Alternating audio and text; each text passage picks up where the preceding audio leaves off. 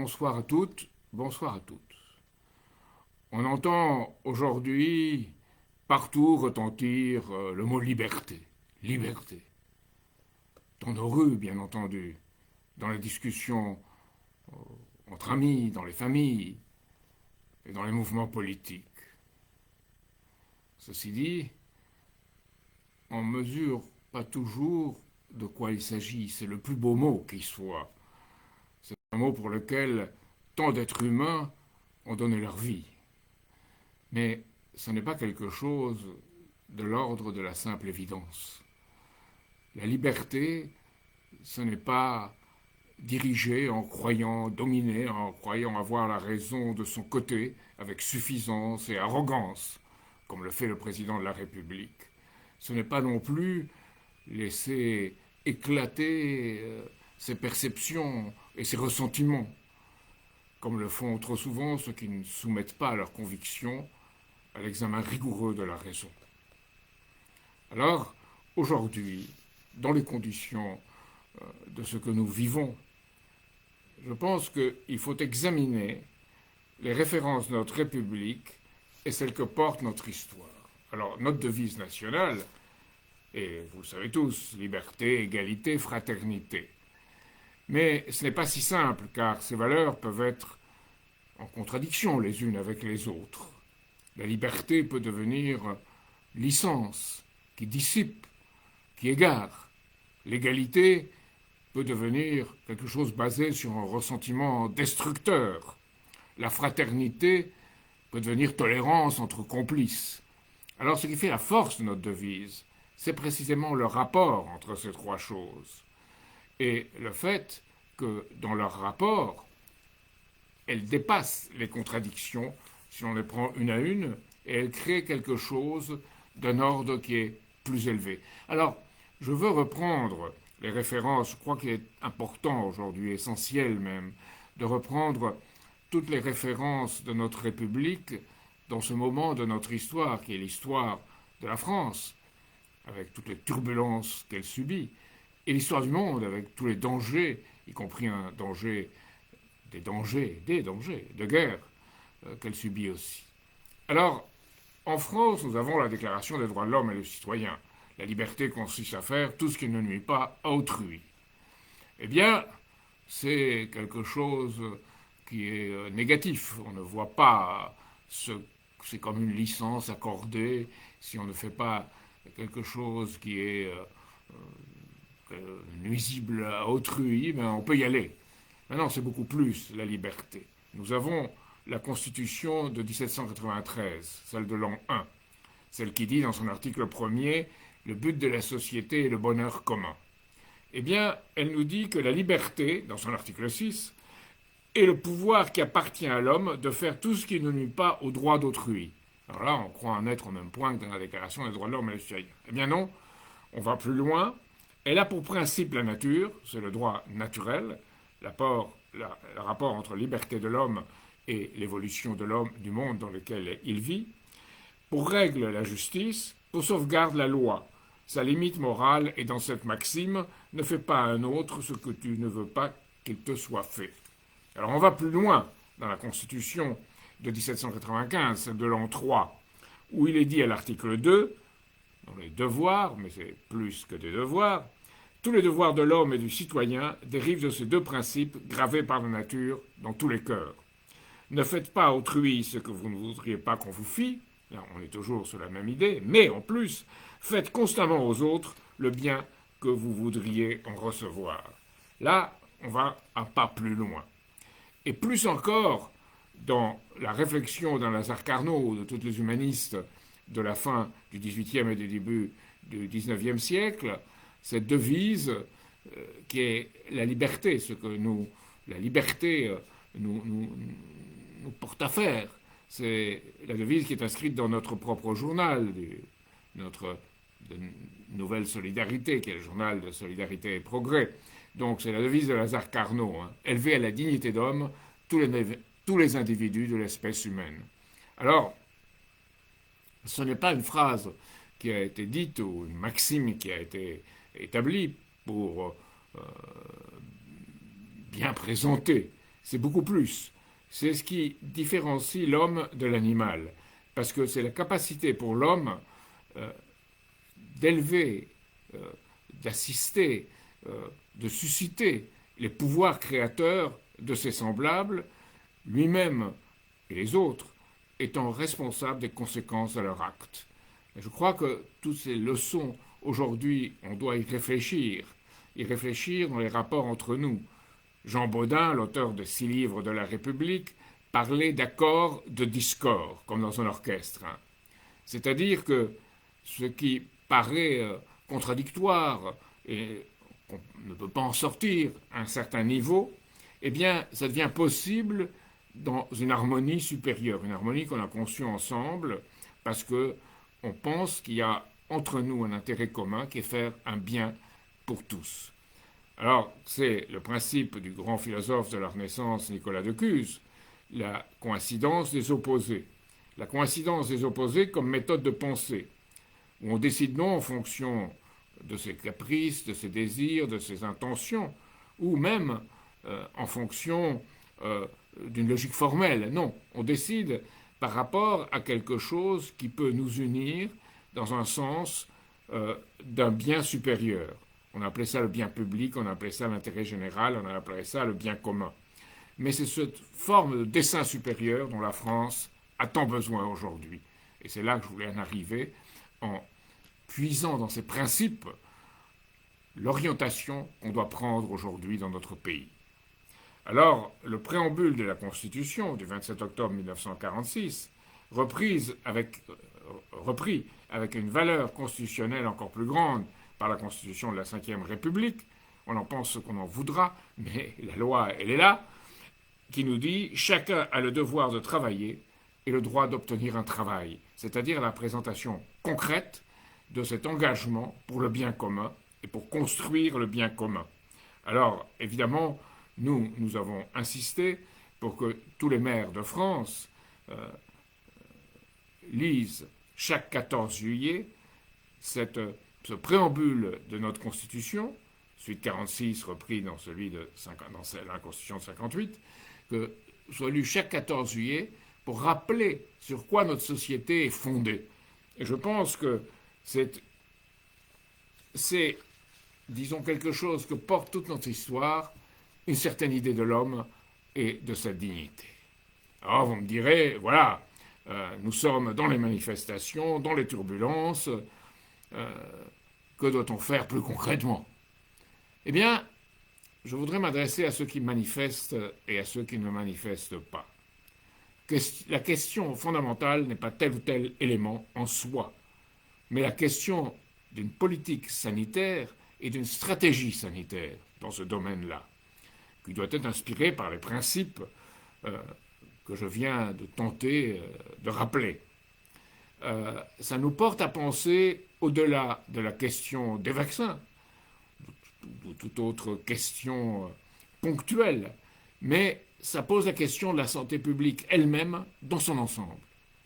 Premièrement, le pass sanitaire, il faut bien voir, a été établi par les gouvernements pour ne pas rendre directement le vaccin obligatoire, parce que les vaccins ne bénéficiaient pas d'une mise sur le marché définitive, c'est une mise sur le marché temporaire.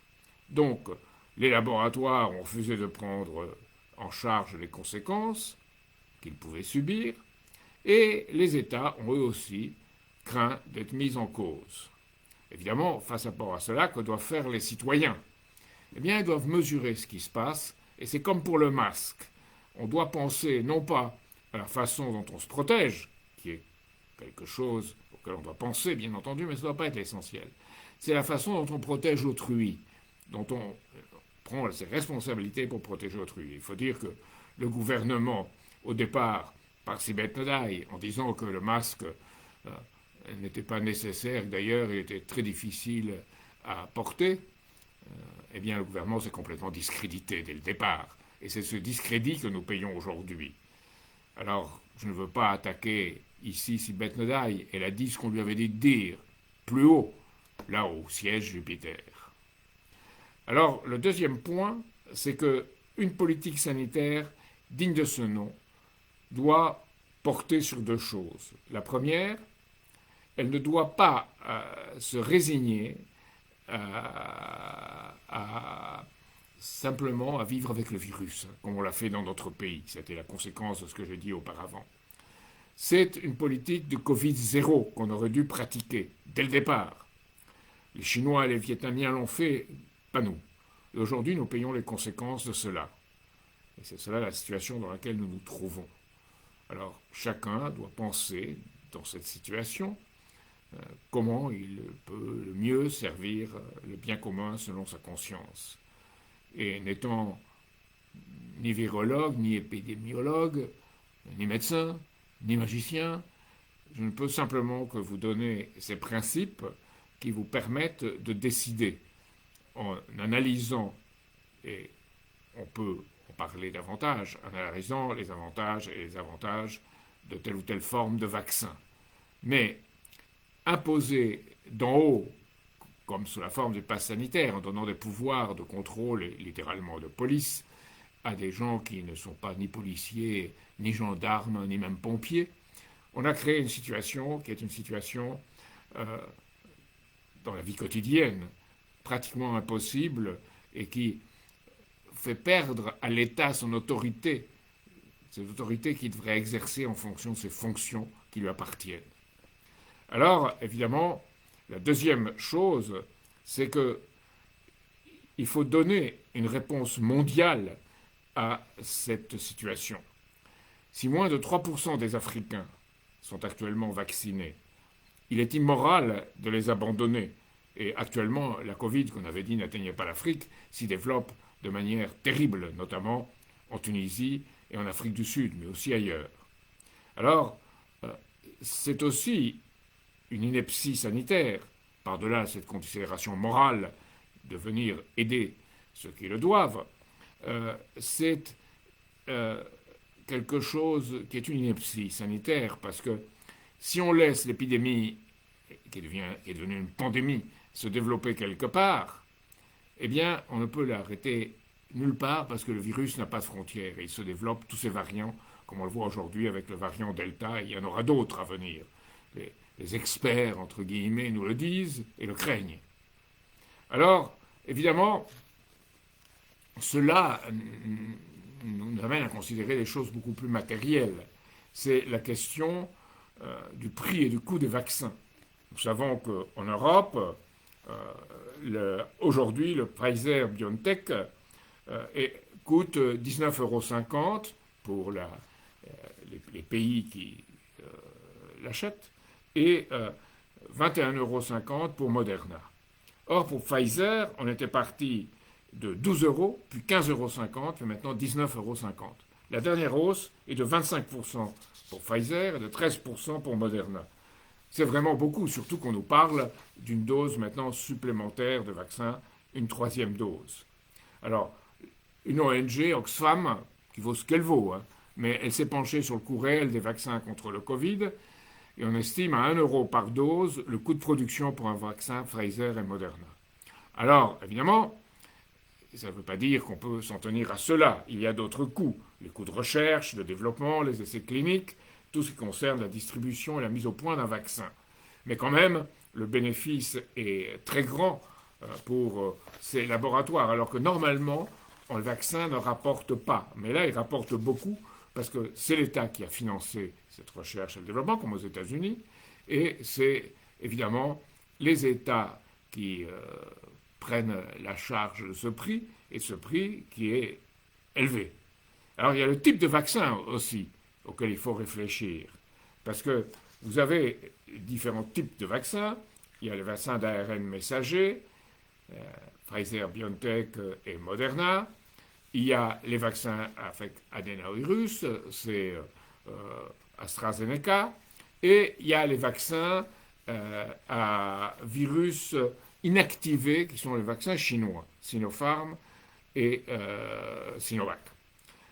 Alors, évidemment, là aussi, il faut faire un choix. On dit que les vaccins chinois seraient moins efficaces, que le vaccin russe Sputnik V serait, disons, pas ce qu'il devrait être, que que les Russes eux-mêmes s'en méfient. Mais Gamaleya, l'entreprise qu'il a développée, est une entreprise extrêmement sérieuse, connue pour ses qualités. Il y a des vaccins cubains, Abdallah, il y a des vaccins iraniens, il y a toute une série de vaccins.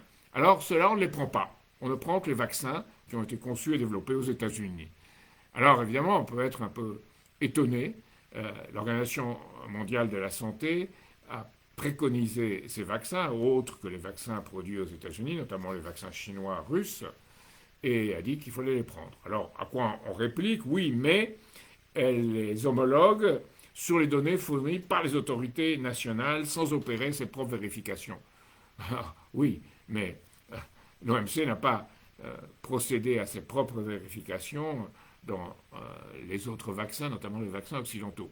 Donc il y a toute une réflexion à avoir sur ce point, et je ne veux pas dire que cela doit inciter à ne pas se vacciner. On est dans une situation d'urgence, d'extrême urgence. Et la vaccination, dans certains cas, se justifie absolument, même s'il y a un certain risque. Ce n'est pas, en tout cas pour l'ARN messager, ce n'est pas une thérapie génique, c'est une information transmise au système immunitaire qui réagit en se mobilisant contre le virus. Donc, voilà la situation. Alors, de ce point de vue-là, si on dit liberté, liberté, on doit donner les instruments pour exercer cette liberté. Et c'est ce que j'essaye de faire ici ce soir, ce que j'ai essayé dans mes 4 derniers éclairages. Alors, évidemment, il faut aller plus loin. Parce que même la santé publique, même la politique de santé publique ne doit pas être une cause en soi. Vous savez que notre ami américain et moi-même qui lui étais associé, Lyndon LaRouche, le 15 août 1971, au moment où Nixon, le président Nixon américain et Connolly ont détaché le lien entre, ont détaché le dollar de l'or, de sa référence or, il a dit on crée un Far West économique, monétaire, politique, dans lequel il n'y aura plus de règles. Et comme il n'y aura plus de règles, on va favoriser le gain immédiat, le gain à court terme, le gain financier. Et on n'aura plus une vision à long terme. Et d'autant plus que toute une idéologie se répandait, que LaRouche avait appelé à l'époque du sexe marchandise, de la musique bruit, le rock à l'époque, maintenant on est dans la heavy metal, c'est pire, et des drogues. Et il se crée de cette façon toute une société d'addiction qui maintenant est bien pire qu'à cette époque, parce que bien plus que tout cela, il y a l'addiction à ce qui se passe sur les écrans. Et les écrans créent une fixation sur du virtuel et pas sur la réalité des choses. Et on peut le voir, les effets, pas seulement d'ailleurs sur les jeunes ou les très jeunes, on peut voir les effets dans toute la société et la dissolution d'une pensée, je dirais, rationnelle qui prend le sens de ce qui se passe chez soi, à côté, dans son pays et dans le monde en même temps. Et cela est en train de s'évanouir. Et c'est ça qui est très grave dans cette crise que nous vivons. Alors évidemment, Jaurès nous disait que les hommes, lorsqu'ils ne peuvent pas changer les choses, changent les mots. Eh bien, ce n'est pas les mots qu'il faut changer, les mots MOTS, hein. C'est les mots MAUX qu'il faut combattre.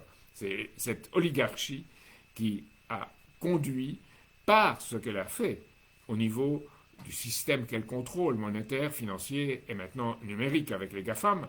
C'est cette oligarchie qui a créé les conditions, comme le disait à l'époque LaRouche et comme nous l'avons dit et répété souvent, qui a créé les conditions où on n'est pas prêt à faire face à une pandémie. Vous savez qu'en France, il y a eu plusieurs rapports de défense et de France Santé, bien avant la pandémie, qu'éclate la pandémie, disant qu'il fallait prendre des dispositions qu'on n'a pas prises. Pourquoi? Parce qu'on pense à court terme, on pense à flux tendu, comme on le fait à l'hôpital. Donc c'est cette façon de penser dont il faut changer. Il faut arrêter de n'avoir plus de référence dans le domaine de la raison, soit comme au niveau de nos gouvernements, pour, disons, négocier, dealer, je dirais, manipuler pour garder le pouvoir, et au niveau des réseaux sociaux, laisser aller à ses impressions et à sa rancœur, détruisant complètement ce qui fait la base de notre propre système. Et il faut s'organiser pour aller au fond des choses, aux causes profondes de ce que nous vivons. Ça veut dire nettoyer les écuries d'Ogias. Ça veut dire créer une séparation bancaire, comme nous l'avons toujours dit, créer une banque nationale qui organise et développe cette séparation bancaire. Séparation bancaire, ça veut dire que ceux qui spéculent sur les marchés financiers, ben, on ne les soutient plus. Et si on ne les soutient plus, ben, ils ne pourront plus le faire. C'est parce que les États les soutiennent qu'ils peuvent continuer. Et, d'un autre côté, avoir des fonctions de banque qui sont légitimes, de gestion des dépôts et des crédits. Nous avions un grand économiste en France, aujourd'hui décédé, qui s'appelait Maurice Allais, qui avait très bien souligné cela. En même temps que Lyndon LaRouche, il avait souligné que mon ami américain Lyndon LaRouche devait être soutenu dans cette vision du monde pour ramener à un système, disons, qui ne soit plus un système de jeu, de casino financier, mais un système voué à équiper l'homme et la nature pour le bien commun. Alors, cette séparation bancaire doit être accompagnée d'un système de crédit public avec cette banque nationale, qui soit une vraie banque de la nation, où les intérêts du peuple soient représentés avec une participation à la gestion et aux décisions. Ce n'est pas la participation où chacun devient actionnaire, hein. C'est la participation à la gestion et à la décision, concrètement, institutionnellement. Donc, la séparation bancaire, le fameux Glass-Steagall de Roosevelt, une banque nationale représentant l'orientation à l'intérêt de la nation, un système de crédit public appliquant les orientations nécessaires pour le bien commun, et évidemment, ce qui est aujourd'hui encore plus important, c'est qu'il faut investir dans la créativité humaine, pas dans le désordre et l'anarchie, et pas dans l'autoritarisme absurde. Il faut investir dans la créativité humaine. Et le critère doit être concrètement la densité de flux d'énergie et de technologie qu'on peut produire en investissant avec un principe de moindre action, là où on pourra faire beaucoup plus avec moins. Et c'est ce principe de moindre action qui doit être l'expression du bien commun dans la vie quotidienne, dans ce que nous ferons pour établir une société dans laquelle nous accroîtrons notre potentiel pour nourrir et développer la population actuelle et surtout aussi la population future, celle qui est nécessaire. Or, aujourd'hui, et je voulais finir sur cela, on en est dans le monde à un taux de natalité de 1,56 enfants par femme en âge de procréer. Ça veut dire que le monde menace d'être dépeuplé. On parle beaucoup de la menace terrible du climat, comme si le climat en soi était un ennemi, avec un changement de 1 degré, 2 degrés, voire 3 degrés d'ici à 2000, alors que dans toute l'histoire de l'humanité, il y a eu de très grands changements qui n'étaient pas dus à l'homme, qui étaient dus aux conditions de la nature et à différents domaines dans le système solaire par rapport au Soleil et par rapport à beaucoup d'autres données. Sans ça, il n'y aurait pas eu ces variations climatiques dans le passé. Qu'on doive les contrôler aujourd'hui, oui. Qu'il y ait un changement climatique, absolument oui, bien sûr, il y a toujours eu du changement. Mais que l'être humain doit se mobiliser pour le contrôler, pas en reculant, pas en développant des principes qui soient moins productifs, mais en donnant à la société tout ce que la création humaine peut exprimer de concret dans ce qui doit être accompli. Alors c'est le message que je voulais vous donner ce soir et vous dire en conclusion que par rapport à tout ça, je veux, et je pense que nous devons tous vouloir, être dignes de notre pays. Ça veut dire être capable d'une réflexion rationnelle face au danger, face au péril. Ainsi, nous aurons le droit que ce pays nous soit rendu. Alors, évidemment, je voudrais citer encore une fois, comme je l'ai fait une fois précédente, Alphonse de Lamartine, quand il disait « Je suis concitoyen de tout homme qui pense, la vérité est mon pays ». Et cette vérité, c'est toute l'histoire de France qui la porte. C'est pour elle qu'aujourd'hui nous devons nous battre avec un programme et un projet J'en ai présenté un pour les élections présidentielles de 1995, de 2012 et de 2017. Je pense qu'il serait temps d'en discuter, de le relire et de réfléchir à ce que cela signifie pour chacun d'entre nous. Merci.